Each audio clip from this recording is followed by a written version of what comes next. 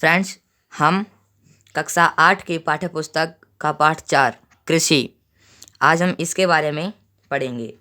सबसे पहले हमारा पहला क्वेश्चन आता है, कृषि क्या है।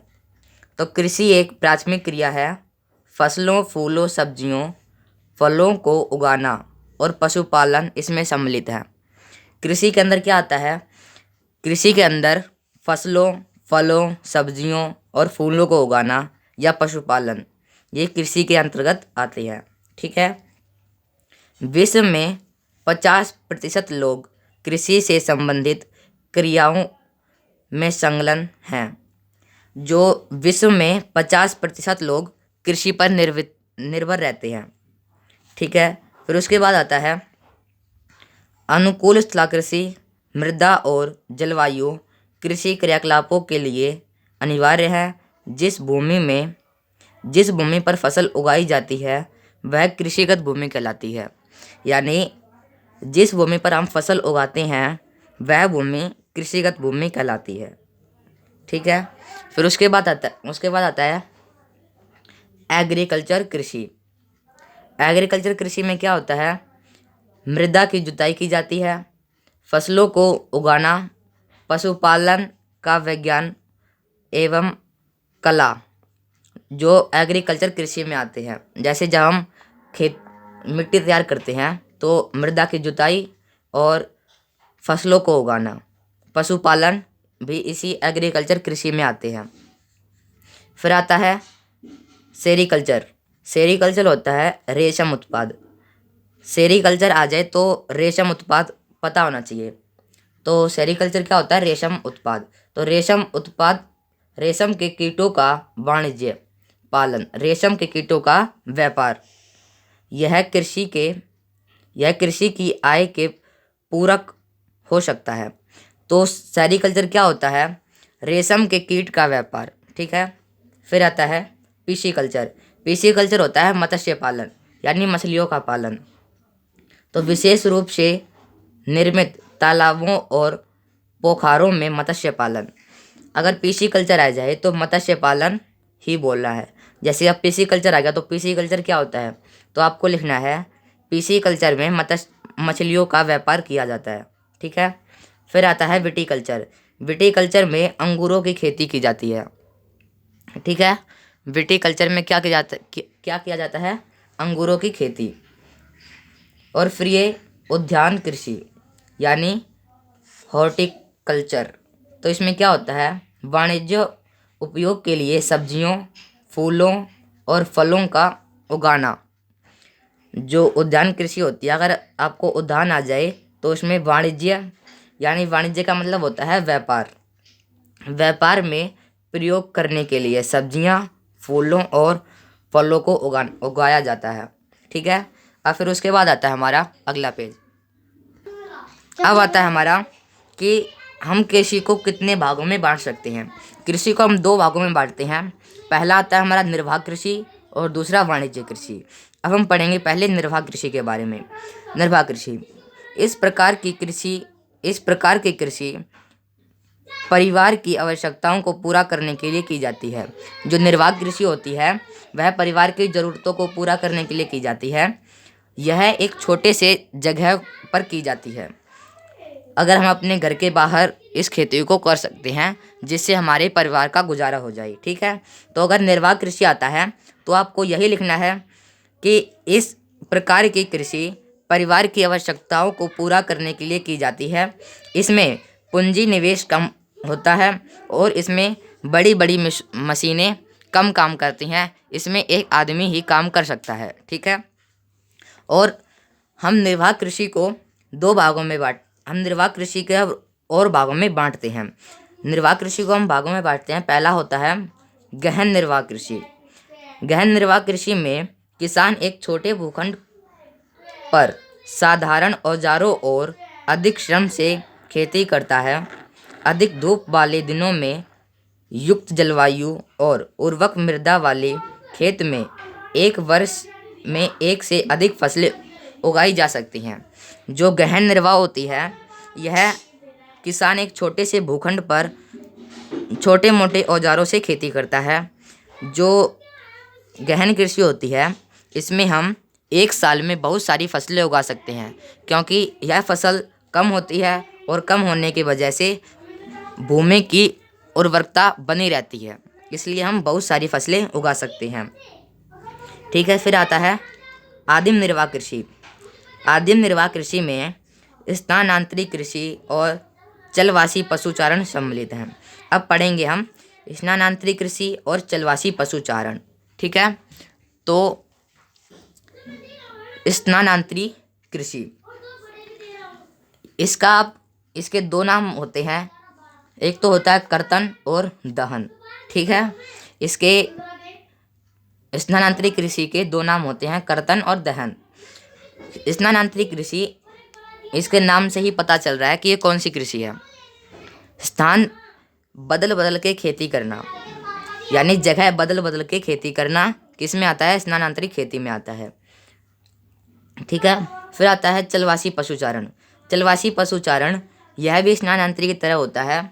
जैसे कि कई बार बहुत से लोग दूसरे जगह के पशुओं को लेकर दूसरी जगह में चले जाते हैं, क्योंकि वहाँ पर क्या होता है, जो वहाँ पर पशुओं को उपलब्ध मात्रा में चारा नहीं मिल पाता है, तो वहाँ से दूसरी जगह पे चले जाते हैं। इसका सबसे अच्छा उदाहरण है ये ऊँट। जो ऊँट हरियाणा में आते हैं और हरियाणा में आते हैं, फिर यहाँ पर रहकर फिर ये चले जाते हैं। ठीक है, फिर आता है हमारा वाणिज्य कृषि। अब वाणिज्य कृषि से हमें पता चल रहा है कि वाणिज्य क्या होता है? व्यापार के लिए कृषि करना। ठीक है, अब हम पढ़ेंगे वाणिज्य कृषि।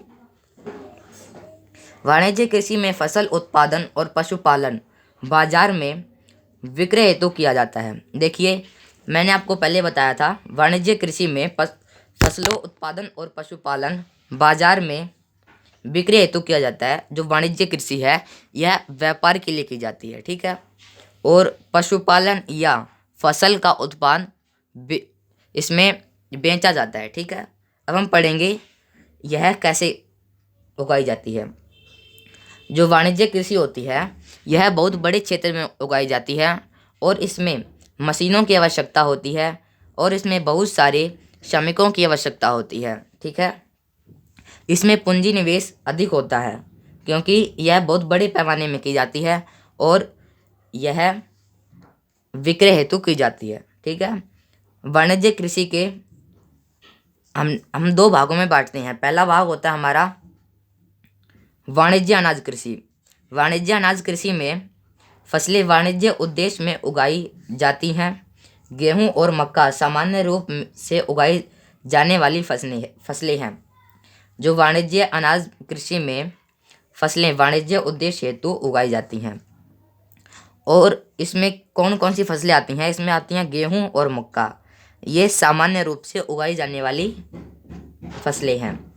यह उत्तर अमेरिका, यूरोप, एशिया के शीतोष्ण घास के मैदान वाणिज्य अनाज कृषि के मुख्य क्षेत्र हैं। इसमें हमने ऑप्शन में पढ़ लिए कि ये वाणिज्य कृषि ज़्यादातर कहाँ पे की जाती है। यह उत्तर अमेरिका में की जाती है, यूरोप में की जाती है और एशिया के बहुत बड़े भाग में की जाती है वाणिज्य अनाज कृषि। ठीक है, और फिर हम इसको दूसरे भागों में बांटते हैं। पहला भाग आता है हमारा मिश्रित कृषि। मिश्रित कृषि यानी मिश्रित कृषि से पता चल रहा है कि ये बहुत सारी कृषि जो एक ही साथ की जाती हों, इसको हम कहते हैं मिश्रित कृषि। मिश्रित कृषि में भूमि का उपयोग भोजन व चारे की फसलें उगाने और पशुधन पालन के लिए किया जाता है। जैसे कि भूमि का उपयोग हमारे भोजन के लिए भी किया जाता हो और पशुओं के चारे के लिए भी किया जाता हो। जैसे मक्का हो गया, तो मक्का में से हम मक्का निकाल लेते हैं, फिर उसका जो भूसा बचता है वह पशुओं के लिए उपयोग किया जाता है। ठीक है, यह यूरोप, पूर्वी संयुक्त राज्य अमेरिका और अर्जेंटीना, दक्षिण पूर्वी ऑस्ट्रेलिया, न्यूजीलैंड और दक्षिण अफ्रीका में प्रचलित है। यह खेती कहाँ पे की जाती है? यह की जाती है यूरोप में, पूर्वी संयुक्त राज्य अमेरिका में, अर्जेंटीना में, दक्षिण पूर्वी ऑस्ट्रेलिया में और न्यूजीलैंड में, दक्षिण अफ्रीका में प्रचलित है। ठीक है, अब आता है हमारा अगला पेज। अब आता है चावल। चावल विश्व की मुख्य खाद्य फसल है। यह सबसे ज़्यादा चीन में उगाई जाती है। इसके लिए उच्च तापमान और आर्द्र जलवायु वर्षा की आवश्यकता होती है। ठीक है, यह जलोढ़ मृदा में उगाई जाने वाली फसल है। यह भारत, जापान, श्रीलंका, मिस्र में उगाई जाती है। फिर आता है गेहूँ। गेहूँ मध्यम तापमान और वर्षा भी मध्यम होनी चाहिए। इसके लिए समय समय पर तेज़ धूप की आवश्यकता होती है। यह गेहूँ संयुक्त राज्य अमेरिका, कनाडा और रूस, ऑस्ट्रेलिया, भारत में उगाई जाने वाली फसल है। यह सर्दियों में उगाई जाती है। फिर आता है हमारा मक्का। मक्का के लिए मध्यम तापमान और वर्षा और अधिक धूप की आवश्यकता होती है। इसके लिए सुअपवाह रहित उपजाऊ मृदा की आवश्यकता होती है। मक्का उत्तर अमेरिका, ब्राज़ील, चीन, रूस, कनाडा, भारत और मिस्को में उगाई जाती है। ठीक है, फिर आता है हमारा कपास। कपास कहाँ पर उगाई जाती है और यह कैसे उगाया जाता है? इसकी वृद्धि के लिए उच्च तापमान, हल्की वर्षा, 200 से 210 पलह रहित दिन और तेज चमकीली धूप की आवश्यकता होती है। यह काली मृदा और जलोढ़ मृदा में उगाई जाती है। यह चीन, संयुक्त राज्य अमेरिका, भारत, पाकिस्तान और ब्राज़ील और मिस्र में उगाई जाने वाली कृषि है। ठीक है, फिर आता है हमारा पटसन। पटसन को हम सुनहरा रेशा भी कहते हैं। यह जलोढ़ मृदा में उगाया जाता है और यह अच्छे ढंग से विकसित होता है। इसे उच्च तापमान, भारी वर्षा और आर्द्र जलवायु की आवश्यकता होती है। यह फसल उष्णकटिबंधीय क्षेत्रों में उगाई जाती है। यह भारत, बांग्लादेश पटसन के अग्रणी उत्पादक हैं। जो पटसन है वह भारत और बांग्लादेश में उगाया जाता है। ठीक है, फिर आता है हमारा कॉफ़ी। इसके लिए गर्मी एवं आर्द्र जलवायु की आवश्यकता होती है और सुअपवाह रहित और दोमट मृदा की आवश्यकता होती है। अब हम जान लेते हैं कि कॉफ़ी की खोज किसने की। कॉफ़ी की खोज एक अरबवासी ने की जिसका नाम कालदी था। इसने 1850 ईस्वी में खोज की। इसने खोज कैसे की? यह एक बकरी चराने वाला था। अपनी बकरियों की अनोखी उछल कूद और हरकतों को देखकर परेशान था। एक दिन उसने